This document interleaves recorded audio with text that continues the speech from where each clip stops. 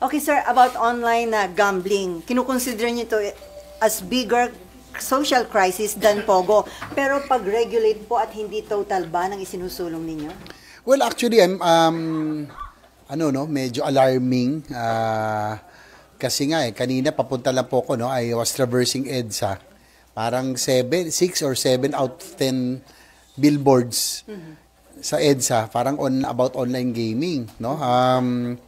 And we know for a fact that yung pong social consequences nito will be very, very enormous, no? Na kasi nga yung ordinaryong mga tao, sila na po yung very easily accessible to everyone, lalo-lalo na sa ordinaryong mamamayan, na yun na nga lang po yung kinikita hand to mouth, tapos malaking portion pa itataya. Tapos for the youth, no, doon ako na babahala din.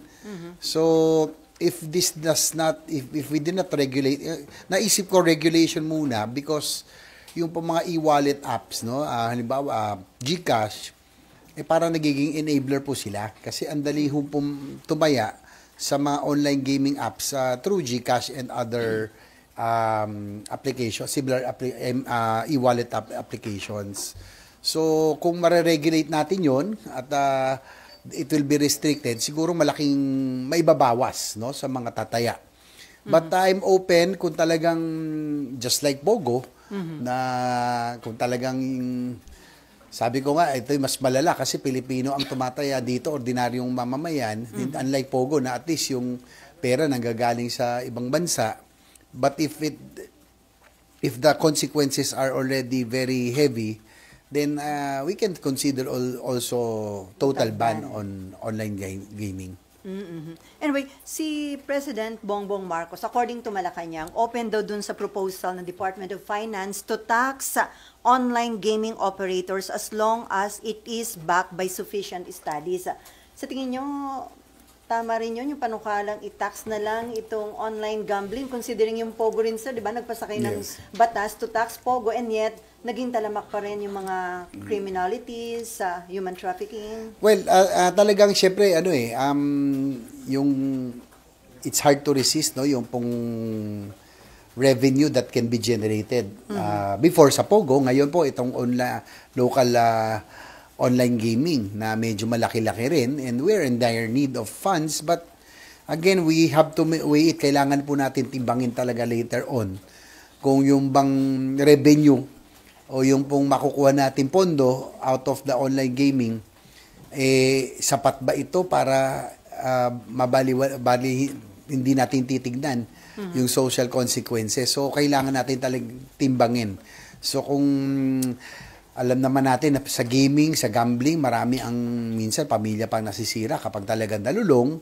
So pag talagang ito'y lumala, then later on siguro we just have to sacrifice yung pong revenue because of as I mentioned, yung pong social consequences. No? We do not want broken families, lives that will be on tailspin because of addiction to gambling. Kasi may mga nakilala ko niya talagang, sabi nga ni narinig ko kanina sa radyo, yung kung empleyado niya yata sa isang branch sa Tagaytay yata, hindi yata na-remit yung kanilang kita, no, dahil yun po nalulong. May mga pulis. Ordinary folks, ordinary Filipinos are getting addicted to online gaming because it's very easily accessible.